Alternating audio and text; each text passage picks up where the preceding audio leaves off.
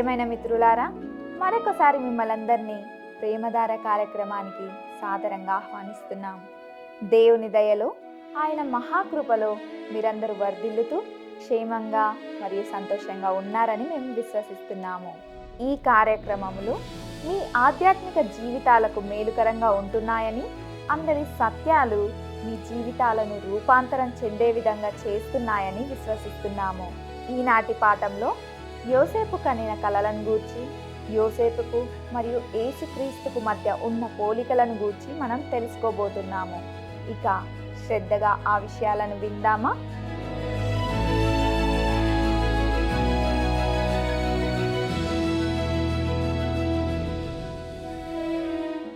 ప్రియులారా, నేటి మన ఈ పాఠంలో మనము ఆదికాండము 37వ అధ్యాయము 5 నుండి 36వ వచనం వరకు ధ్యానించుకోబోతున్నాం. ఇందులో యోసేపు కన్న కలలను గూర్చి మరియు అతడు బానిసగా అమ్మబడడాన్ని గూర్చి తెలుసుకుంటాం. ఇక ఆదికాండము 37వ అధ్యాయము 5, 6 వచనాలను మనం గమనిద్దాం. యోసేపు ఒక కలకని తన సహోదరులతో అది తెలియజెప్పగా వారు అతని మీద మరీ పగపట్టిరి.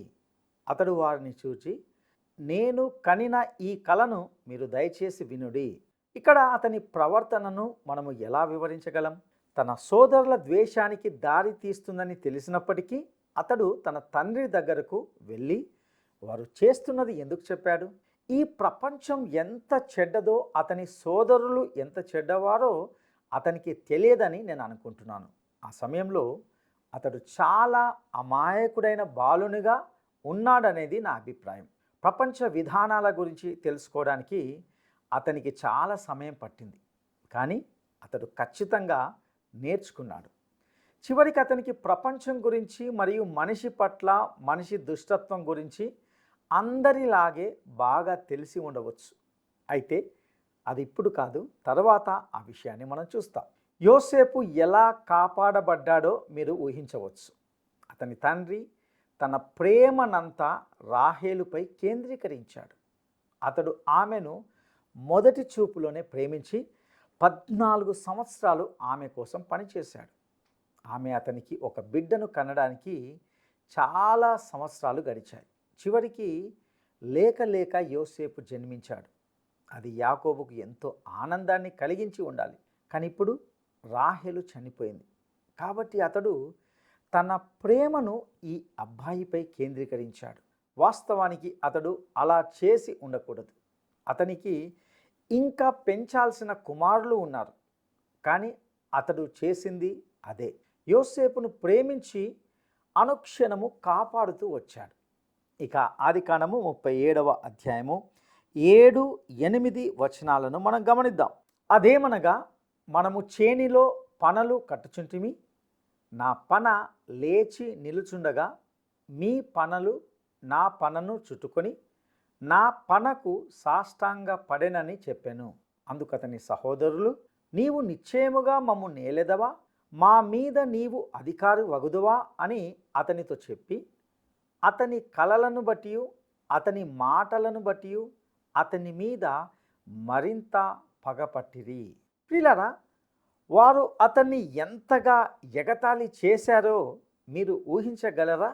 వారు విరక్తి కలిగి ఉన్నారని నాకు ఖచ్చితంగా తెలుసు. అతడు తమను ఏలుతాడని వారు నిజంగా నమ్మలేదు. అయినప్పటికీ అతడు ఈ కల కన్నందున వారు అతన్ని ద్వేషించారు. అయితే దీనితోనే అతని కలలు ముగియలేదు. అతనికి మరొక కల వచ్చింది. ఆదికాండము 37వ అధ్యాయము 9 నుండి 11 వచనాలను మనం గమనిద్దాం. అతడు ఇంకొక కల కని తన సహోదరులకు తెలియజేసి, ఇదిగో నేను మరి ఒక కల కంటిని, అందులో సూర్య చంద్రులను 11 నక్షత్రములను నాకు సాష్టాంగ పడేనని చెప్పాను. అతడు తన తండ్రితోనూ తన సహోదరులతోనూ అది తెలియ చెప్పినప్పుడు అతని తండ్రి అతనితో, నీవు కనిన ఈ కల ఏమిటి? నేను నీ తల్లియు నీ సహోదరులను నిశ్చయముగా వచ్చి నీకు సాష్టాంగ పడుదుమా అని అతని గద్దించెను. అతని సహోదరులు అతని యందు అసూయ పడిరి. అయితే అతని తండ్రి ఆ మాట జ్ఞాపకముంచుకొనెను. ప్రియులారా, అతడు వారికి ఈ కలను చెప్పాడు. అతడు ఏమి మాట్లాడుతున్నాడో వారు అర్థం చేసుకున్నారు. యోసేపు తమ గురించి, ఇశ్రాయేలు కుమారుల గురించి చెబుతున్నాడని ఈ సహోదరులు అర్థం చేసుకున్నారు. ఇక్కడ మనము ఇశ్రాయేలు జనాంగాన్ని దాని ప్రారంభంలోనే చూస్తున్నాం. ఆదికాండము ఒక మొగ్గ లాంటిది. మరియు మనము లేఖనాలను పరిశీలిస్తున్నప్పుడు ఆ పువ్వు వికసిస్తుంది. ప్రకటన గ్రంథంలోకి ప్రవేశించే వరకు వికసించని ఒక మొగ్గగా ఇక్కడ ఉంది. ఇది ఆలస్యంగా వికసిస్తుంది, కానీ అది అక్కడ వికసించబోతుంది. ఊహించడానికి ప్రయత్నించడం కంటే అక్కడ ఏమి చెప్పబడుతుందో మనం అర్థం చేసుకోవాలి. ఇక్కడ ముసలివాడైన యాకోబు దానిని సరిగ్గా అర్థం చేసుకున్నాడు. మరియు అతడు యోసేపుతో ఇలా అన్నాడు, దీని అర్థము నీ తండ్రి, నీ తల్లి మరియు నీ సోదరులు నీకు నమస్కరిస్తారా? యోసేపు సమాధానం చెప్పగలిగిందంతా అది కళ అని మాత్రమే. అది స్పష్టంగా ఉన్నందున అతడు దానిని అర్థం చేసుకోవడానికి ప్రయత్నించలేదు. అతని సోదరులు మాత్రము దానిని తోసిపుచ్చారు, దానిపై దృష్టి పెట్టలేదు. వారికి సంబంధించినంత వరకు అది భవిష్యత్తులో సాధ్యమయ్యే పరిధిలో కూడా లేదని వారు భావించారు. వారిలో ఎవ్వరు కూడా యోసేపుకు ఎప్పుడు నమస్కరించరని వారికి తెలుసు. కానీ యాకోబు ఆ మాటను జాగ్రత్తగా గమనించాడు. ఇక ఆదికాండము 37వ అధ్యాయము 12వ వచనాన్ని మనం గమనిద్దాం. అతని సహోదరులు షెకెములో తమ తండ్రి మందను మేపుటకు వెళ్ళిరి. ఈ సమయంలో యాకోబు మరియు అతని కుటుంబము యెరూషలేముకు దక్షిణంగా 20 మైళ్ళ దూరంలో ఉన్న హెబ్రోను చుట్టూ నివసిస్తున్నారు. షెకెము యెరూషలేముకు ఉత్తరాన చాలా దూరంలో ఉంది. కాబట్టి యాకోబు కుమారులు ఇంటి నుండి చాలా దూరంలో గొర్రెలను మేపుతున్నారు. వారు ఆ ప్రాంతమంతా తమ గొర్రెలను మేపుతున్నట్లుగా మనం ఇక్కడ చూస్తాం. ఇక ఆదికాండము 37వ అధ్యాయము 13వ వచనాన్ని మనం గమనిద్దాం. అప్పుడు ఇశ్రాయేలు యోసేపును చూచి, నీ సహోదరులు షెకెములో మంద మేపుచున్నారు, నిన్ను వారి యొద్దకు పంపెదను రమ్మన్నప్పుడు అతడు మంచిదని అతనితో చెప్పెను. యోసేపు ఇక్కడ సరే నేను వెళ్తాను తండ్రి అని అన్నాడు. అతడు తన తండ్రికి చాలా విధేయుడుగా ఉన్నాడు. ఈ విషయాన్ని మీరు గమనిస్తారు. ఇక ఆదికాండము 37వ అధ్యాయము 14వ వచనాన్ని మనం గమనిస్తాం. అప్పుడు అతడు, నీ వెళ్ళి నీ సహోదరుల క్షేమమును మంద క్షేమమును తెలుసుకొని నాకు వర్తమానము తెమ్మని అతనితో చెప్పి హెబ్రోను లోయలో నుండి అతని పంపెను. అతడు షెకెమునకు వచ్చెను. ప్రియులారా, యోసేపు హెబ్రోను నుండి షెకెము వరకు ప్రయాణించాడు. అతడు షెకెము చేరుకున్నప్పుడు అతడు వారి కోసం వెతకడం ప్రారంభించాడు. అది అక్కడ ఎగుడు దిగుడుగా ఉన్న ప్రాంతం. మరియు ఈ యవనస్తుడు తన అన్నలను కనుగొనలేకపోయాడు అక్కడ. ఇక ఆదికాండము 37వ అధ్యాయము 15వ వచనాన్ని మనము గమనిద్దాం. అతడు పొలములో ఇటు అటు తిరుగుచుండగా ఒక మనుషుడు అతనిని చూచి, నీవేమి వెదుకుచున్నావని అతనిని అడిగెను. యోసేపు తన గుడారం దాటి వెళ్ళడము ఒక మనుషుడు చాలాసార్లు చూశాడని నేను ఊహించగలను. కాబట్టి అతడు ఎవరిని వెతుకుతున్నావు అని అతన్ని అడిగినప్పుడు యోసేపు, నేను నా సహోదరులను వెతుకుతున్నాను, వారు తమ మందలను ఎక్కడ మేపుతున్నారో నాకు దయచేసి చెప్పు అని అడిగాడు.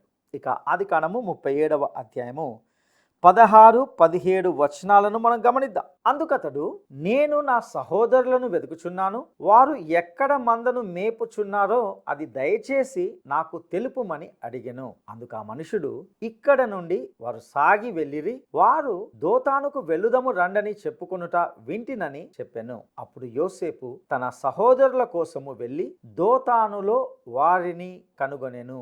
దోతాను షెకెముకు ఉత్తరాన చాలా దూరంలో ఉంది. అది ఎస్ట్రాయేలోను లోయ దగ్గర ఉంది. మరియు అతని సోదరులు గొర్రెలను ఇక్కడకు తోలుకొని వెళ్ళారు. చివరికి యోసేపు వారిని అక్కడ కనుగొన్నాడు. అక్కడ అతని సహోదరులు ఉంటున్నారు. ఇక ఆదికాండము 37వ అధ్యాయము 18 నుండి 20 వచనాలను మనం గమనిద్దాం. అతడు దగ్గరకు రాకమునుపు వారు దూరము నుండి అతని చూచి అతని చంపుటకు దురాలోచన చేసిరి. వారు, ఇదిగో ఈ కలలు కనువాడు వచ్చుచున్నాడు, వీని చంపి ఇక్కడనున్న ఒక గుంటలో పారవేసి దుష్ట మృగము వీని తినివేసెనని చెప్పుదాము, అప్పుడు వీని కలలేమగునో చూతము రండని ఒకనితో ఒకడు మాటలాడుకునిరి. ప్రియులారా, చూసారా, వారు యోసేపును ఎంతగా ద్వేషించారో ఇక్కడ మనం గమనిస్తాం. ఇక్కడ వాళ్ళు ఇంటి నుండి దాదాపు 100 మైళ్ళ దూరంలో ఉంటున్నారు. మరియు వారు ఒకరితో ఒకరు ఇలా చెప్పుకున్నారు, ఇప్పుడే అతన్ని వదిలించుకుందాం, అతని కలలు ఏమవుతాయో చూద్దాం. ప్రియులారా, ఈ కథను కొనసాగించే ముందు యోసేపును ప్రభువైన యేసుతో పోల్చడాన్ని గురించి మీ దృష్టికి తీసుకొని రావాలని అనుకుంటున్నాను. మీరు ఆ సారూప్యతను గుర్తించడము కోల్పోకూడదని నేను సవినయంగా మిమ్మల్ని కోరుతుంటున్నాను. మొదటిది, యోసేపు జననము అద్భుతం. అది ప్రార్థనకు సమాధానంగా దేవుని యొక్క జోక్యం ద్వారా జరిగింది. ప్రభువైన యేసు కన్యకకు జన్మించాడు. ఆయన జననము ఖచ్చితంగా అద్భుతం. రెండవది, యోసేపును తన తండ్రి ఎంతో ప్రేమించాడు. అదేవిధంగా ప్రభువైన యేసును తన తండ్రి ఎంతో ప్రేమించాడు. ఈయన నా ప్రియ కుమారుడు అని ప్రకటించాడు. ఇక మూడవదిగా, యోసేపు అనేక రంగురంగుల అంగీని ధరించాడు. అది ఆయనను వేరు చేసింది. క్రీస్తు కూడా పాపుల నుండి వేరుగా ఉండడంలో ప్రత్యేకించబడ్డాడు. ఇక నాలుగవదిగా, యోసేపు తన సహోదరులను పరిపాలించబోతున్నానని ప్రకటించాడు. అదేవిధంగా ప్రభువైన యేసు తనను తాను మెస్సియాగా చూపించుకున్నాడు. తన సొంత సహోదరులే యోసేపు యొక్క సందేశాన్ని ఎగతాళి చేసినట్లే యేసు యొక్క సహోదరులు కూడా అతనిని ఎగతాళి చేశారు. నిజానికి ఈ కారణం చేతనే ఆయన సిలువకు ఈయన యూదుల రాజైన యేసు అని మేకులతో ఒక విలాసాన్ని కొట్టి ఉంటున్నారు. ఇక ఐదవదిగా, యోసేపును తన తండ్రి తన సహోదరుల వద్దకు పంపాడు. యేసును కూడా తండ్రి తన సహోదరుల వద్దకు పంపాడు. ఆయన మొదట ఇశ్రాయేలు ఇంటిలోని తప్పిపోయిన గొర్రెల యొద్దకు వచ్చాడు. ఇక ఆరవదిగా, యోసేపును తన సహోదరులు ఎటువంటి కారణం లేకుండా ద్వేషించారు. మరియు ప్రభువైన యేసును తన సహోదరులు కూడా ఎటువంటి కారణం లేకుండా ద్వేషించారు. ఇక మనము ఇప్పుడు కథలోకి తిరిగి వెళ్తున్నప్పుడు యోసేపు తన సహోదరులను సమీపిస్తున్నాడని మరియు వారు అతనికి వ్యతిరేకంగా కుట్ర చేస్తున్నారని గుర్తుంచుకోవాలి. అతడు రంగురంగుల ఆ పొడుగు చేతుల అంగీని ధరించాడు. ఇది అతని స్థానానికి గుర్తు. యోసేపు తన సహోదరులందరికంటే చిన్నవాడు అయినప్పటికీ వారికంటే ఉన్నత స్థానంలో ఉన్నాడని మనం గుర్తుంచుకోవాలి. కాబట్టి ఈ ద్వేషము మరియు అసూయ అంతా కూడా చివరికి హత్యకు గురయ్యే స్థాయికి చేరుకుంది.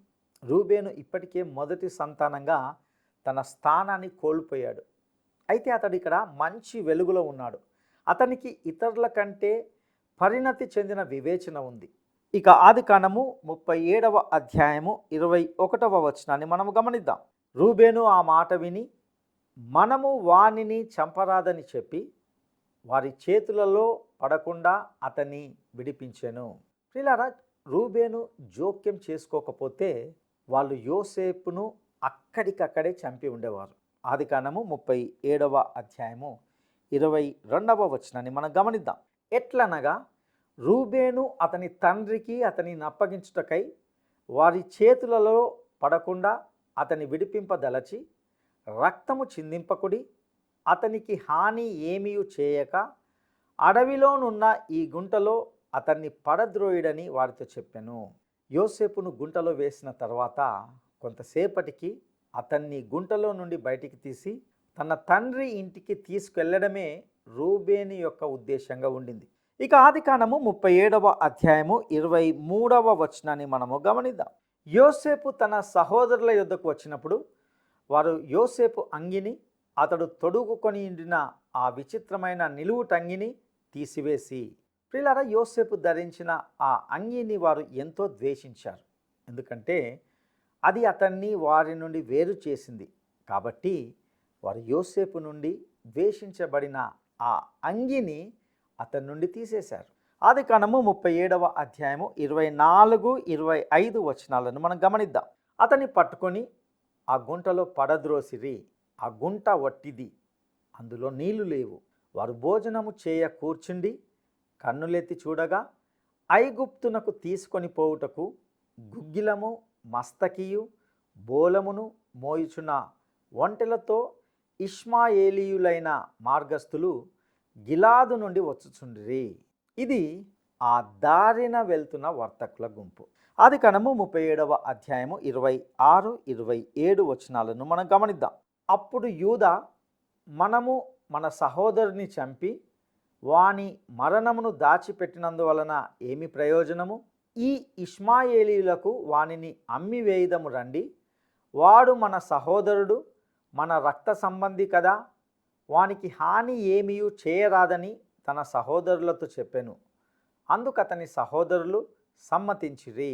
ఇప్పుడు కొంతమంది వ్యాపారులు అటుగా వెళ్తున్నట్లు చూసిన యూదా జోక్యం చేసుకుంటాడు. ఇది అతని కిరాయి పథకం, కానీ కనీసము హత్య జరగకూడదని అతడు కోరుకుంటున్నాడు. యోసేపు రక్తము వారి చేతుల్లో ఉండకూడదని అతడు కోరుకుంటున్నాడు.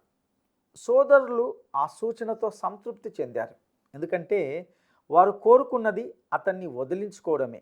అది ఎలా సాధించబడిందో వారు పట్టించుకోలేదు. ఇష్మాయేలీయులు అతన్ని ఐగుప్తుకు తీసుకొని వెళ్ళి అక్కడ బానిసగా అమ్మేస్తారని వారు గ్రహించారు. కనీసము వారు అతన్ని వదిలించుకోబోతున్నారు. చాలా చోట్ల బానిసత్వం అనేది ఒక సజీవ మరణం అని చెప్పవచ్చు. కాబట్టి వారు ఖచ్చితంగా అతని గూర్చి ఇక భవిష్యత్తులో ఎప్పటికీ వినరని వారికి తెలుసు. ఇక ఆదికాండము 37వ అధ్యాయము 28వ వచనాన్ని మనం గమనిద్దాం. మిద్యానీయులైన వర్తకులు ఆ మీదుగా వెళ్ళుచుండగా వారు ఆ గుంటల నుండి యోసేపును పైకి తీసి ఆ ఇష్మాయేలీలకు 20 తులముల వెండికి అతనిని అమ్మివేసిరి. వారు యోసేపును ఐగుప్తునకు తీసుకొని పోయిరి.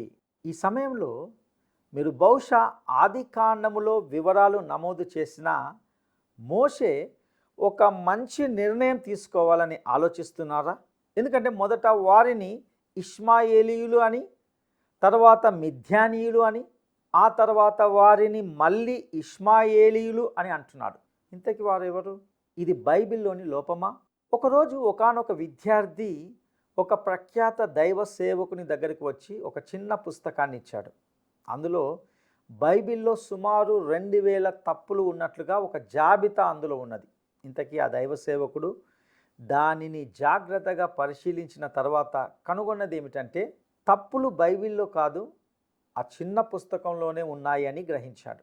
తప్పులు అని పిలువబడే వాటిలో ఒకటి ఏమిటంటే, ఈ అధ్యాయములోని వ్యక్తులను మొదట ఇష్మాయేలీయులుగా, తర్వాత మిద్యానీయులుగా, ఆ తర్వాత మళ్ళీ ఇష్మాయేలీయులుగా పిలవడం. అన్నిటికంటే ముందు విమర్శకులు మరియు బైబిల్ని ద్వేషించేవారు బైబిల్ రికార్డు యొక్క ఖచ్చితత్వాన్ని చూపించే ఒక తప్పుగా ఎలా అర్థం చేసుకోగలరో ఇది వెల్లడిస్తుంది.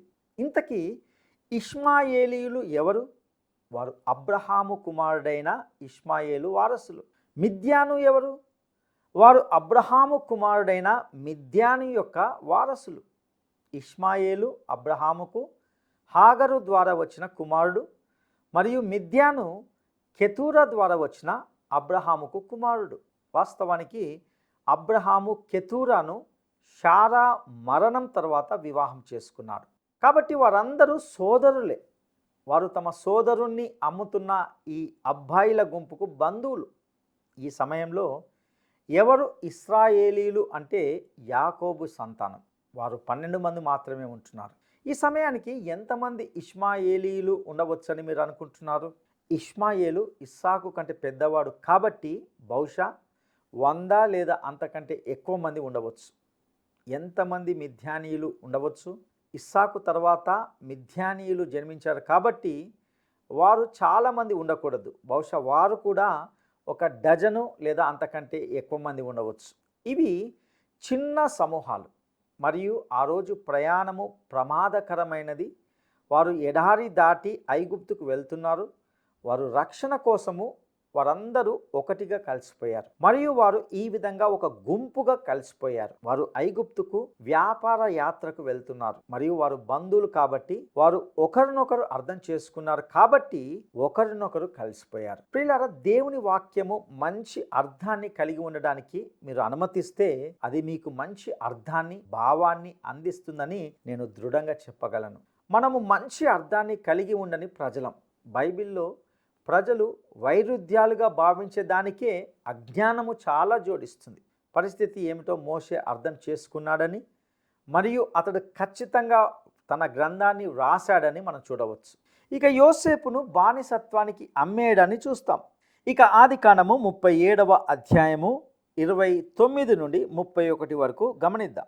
రూబేను ఆ గుంటకు తిరిగి వచ్చినప్పుడు యోసేపు గుంటలో లేకపోగా అతడు తన బట్టలు చింపుకొని తన సహోదరుల యొద్దకు తిరిగి వెళ్ళి, చిన్నవాడు లేడే, అయ్యో నేనెక్కడికి పోదుననగా వారు యోసేపు అంగిని తీసుకొని ఒక మేక పిల్లను చంపి దాని రక్తములో ఆ అంగి ముంచి.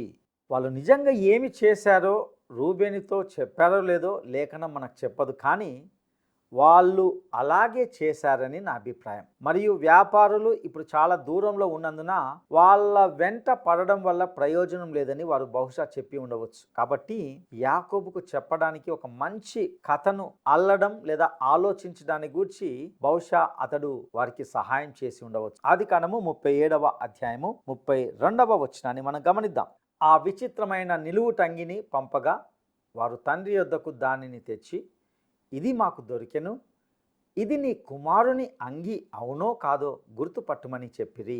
ప్రియులారా, వారు చాలా తెలివైన వారుగా మాట్లాడుతున్నారు. వారు యోసేపును ఎప్పుడు చూడనట్లు ప్రవర్తిస్తున్నారు.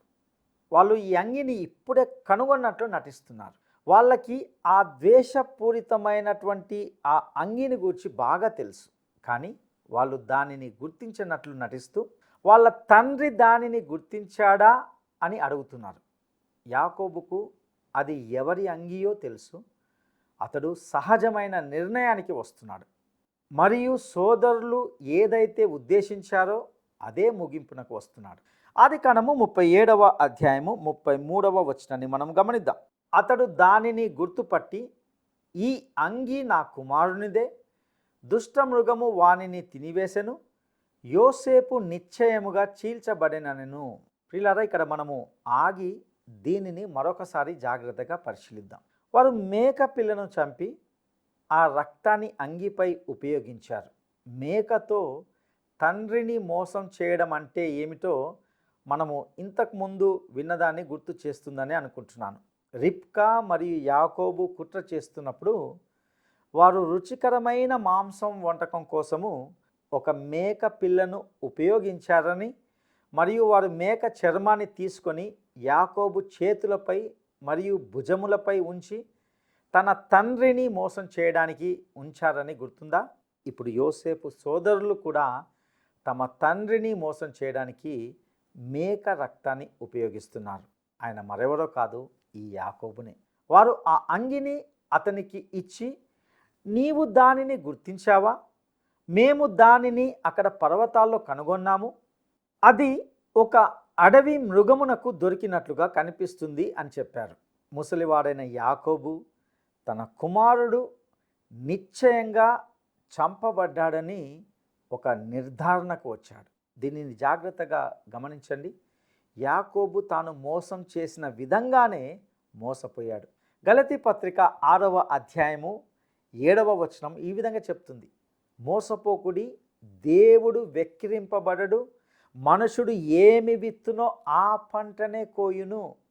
వేరేది కాదు, దాని పోలిన అలాంటిదే కాదు, అక్షరాల దేనినైతే విత్తుతావో దానినే కోస్తావు. ప్రియులారా, ఈ యాకోబు కొంత చెడు విత్తనాలు విత్తాడు.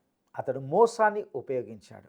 మరియు ఇప్పుడు అతడు తండ్రి అయినందున అతడు కొన్ని సంవత్సరాల క్రితము తన స్వంత తండ్రిని మోసం చేసిన విధంగానే ఇప్పుడు మోసపోయాడు. మనము మొక్కజొన్న విత్తినప్పుడు మనము మొక్కజొన్ననే కోస్తాం. మనము గురుగులను విత్తినప్పుడు మనము గురుగులనే కోస్తాం. మనము విత్తేది ఖచ్చితంగా మనకు లభిస్తుంది. ఇది ఏ రంగంలోనైనా నిజం. భౌతిక రంగంలో, నైతిక రంగంలో మరియు ఆధ్యాత్మిక రంగంలో ఇది ఎంతో వాస్తవం. విశ్వాసికి కూడా అది నిజం. మీరు దేవుని బిడ్డ కాబట్టి పాపముతో బయటపడగలరని మీరు అనుకుంటే మీకు మరో ఆలోచన వస్తుంది. నిజానికి మీరు ఆ మరో ఆలోచనను తీసుకొని పాపం చేయకుండా ఉండడం మంచిది, ఎందుకంటే దేవుడు పక్షపాతం లేనివాడు. ఇక ఇప్పుడు యాకోబు దుఃఖాన్ని గమనిద్దాం. ఆదికాండము 37వ అధ్యాయము 34, 35 వచనాలను మనం గమనిద్దాం. యాకోబు తన బట్టలు చింపుకొని తన నడుమున గోనె పట్ట కట్టుకొని అనేక దినముల దినములు తన కుమారుని నిమిత్తము అంగలార్చుచుండగా అతని కుమారులందరూ అతని కుమార్తెలందరూ అతనిని ఓదార్చుటకు యత్నము చేసిరి. అయితే అతడు ఓదార్పు పొందనొల్లక, నేను అంగలార్చుచు మృతుల లోకమునకు నా కుమారుని యొద్దకు వెళ్ళదనని చెప్పి అతని తండ్రి అతని కోసము ఏడ్చెను. బహుశా యాకోబు దుఃఖము అతడు తన కొడుకు యోసేపును ఎంతగా ప్రేమించాడో దానికి నిదర్శనమని కొందరు అనుకుంటారు. అతడు ఖచ్చితంగా ఈ అబ్బాయిని ఎంతో ప్రేమించాడని నేను అంగీకరిస్తాను. కానీ యాకోబు ఇంకా విశ్వాసముతో నడవడం నేర్చుకోలేదని అది వెల్లడిస్తుంది. ప్రియులారా, పెనూయేలు వద్ద అతనికి కలిగిన అనుభవం మీకు గుర్తుందా? అది పాత అహం యొక్క క్షీణత. అక్కడ శరీరం కూలిపోయింది, కానీ ఇప్పుడు అతడు విశ్వాసముతో నడవడం నేర్చుకోవాలి. అతడు ఇంకా దానిని నేర్చుకోలేదు. నిజానికి యాకోబు యొక్క విశ్వాసము హెబ్రీ పత్రిక 11వ అధ్యాయంలో ప్రస్తావించబడింది. కానీ అతని జీవితంలో అతడు మరణించే వరకు అతని విశ్వాసానికి ఉదాహరణగా ఏది అక్కడ ప్రస్తావించబడలేదు. ఆ తర్వాతే అతని విశ్వాసము ప్రదర్శించబడింది. ఇక్కడ యాకోబు దుఃఖాన్ని దావీదు లాంటి వ్యక్తి దుఃఖంతో పోల్చగలం. దావీదు తన మరణించిన శిశువు కోసం ఏడ్చాడు. యాకోబు యోసేపును ప్రేమించినట్లే దావీదు ఆ చిన్నవాడిని ప్రేమించాడు. కానీ దావీదు విశ్వాసం గల వ్యక్తి. ఆ చిన్నవాడు తన దగ్గరికి తిరిగి రాలేడని అతనికి తెలుసు. మరియు అతడు ఏదో ఒక రోజు ఆ చిన్నవాడి దగ్గరకు వెళ్తానని కూడా అతనికి తెలుసు. ఎంతటి విశ్వాసం! మీరు గమనించండి, యాకోబు విశ్వాసంతో నడవడం లేదు. ఇది అసాధారణ దుఃఖం. ప్రియులారా, బహుశా మీరు మీ ప్రియమైన వ్యక్తిని కోల్పోయి ఉండవచ్చు. బహుశా మీరు దానిని అధిగమించలేరు. నేను మీకు దయతో, క్రూరంగా కాదు కానీ దయతో చెప్పాలనుకుంటున్నది ఏమిటంటే, విశ్వాసముతో నడవడం నేర్చుకోండి. దుఃఖించడం ద్వారా మీరు ఆ వ్యక్తిని తిరిగి తీసుకురాలేరని మీరు గుర్తించినప్పుడు మీరు మీ యొక్క విశ్వాసాన్ని ప్రదర్శిస్తారు. దుఃఖం వల్ల ఎలాంటి ప్రయోజనం ఉండదు. మీరు గనక దేవుని బిడ్డ అయితే, దేవుని బిడ్డ అయిన వ్యక్తి కోసము మీరు దుఃఖిస్తుంటే విశ్వాసంతో నడవండి. మీరు ఆ వ్యక్తిని మళ్ళీ చూస్తారు మరియు ఎప్పటికీ వేరు చేయబడరు. లోకానికి విశ్వాసం లేదు, వారు నిరీక్షణ లేని వారిలా దుఃఖిస్తారు. మీరు క్రైస్తవ విశ్వాసి అయితే మీరు విశ్వాసముతో నడవవచ్చు. ఇప్పుడు ఈ అధ్యాయం యొక్క చివరి వచనము యోసేపును ఐగుప్తుకు నడిపిస్తుందని చూస్తాం. ఆదికాండము 37వ అధ్యాయము 36వ వచనాన్ని మనం గమనిద్దాం. మిద్యానీయులు ఐగుప్తునకు అతని తీసుకుని పోయి ఫరో యొక్క ఉద్యోగస్తుడును రాజ సంరక్షక సేనాధిపతియునైన పోతీఫరునకు అతనిని అమ్మివేసిరి. మనము యోసేపును అక్కడే వదిలి అతని కథను 39వ అధ్యాయంలో తెలుసుకుంటాం. ఈ సందేశంలోని సత్యాలు మీ జీవితాలకు అన్వయించుకోవడానికి ప్రభు మీకు సహాయం చేయను గాక. దైవాశీస్సులు.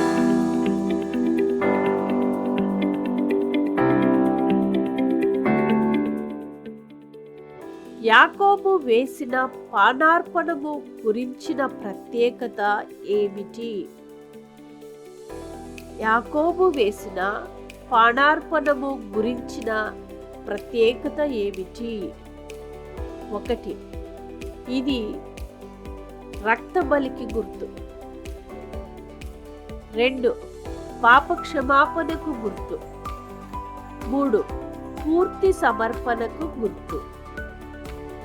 నేటి ఈ కార్యక్రమం మీ జీవితాలకు ఆశీర్వాదకరంగా ఉందని, ఇందలి సత్యాలు మీ హృదయాలను హత్తుకునే విధంగా ఉన్నాయని నమ్ముతున్నాము. ఈ క్రమబద్ధమైన అధ్యయనానికి సంబంధించి కానీ, మీ యొక్క ఆధ్యాత్మిక జీవితానికి సంబంధించి కానీ ఏవైనా ప్రశ్నలు లేదా సందేహాలు లేక ప్రార్థన మనవులు ఉంటే దయచేసి తప్పనిసరిగా స్క్రీన్ మీద ఇవ్వబడిన ఫోన్ నెంబర్ ద్వారా మమ్మల్ని సంప్రదించగలరని ఆశిస్తున్నాము. దేవుడు మీకు తోడై ఉండి నడిపించునుగాక.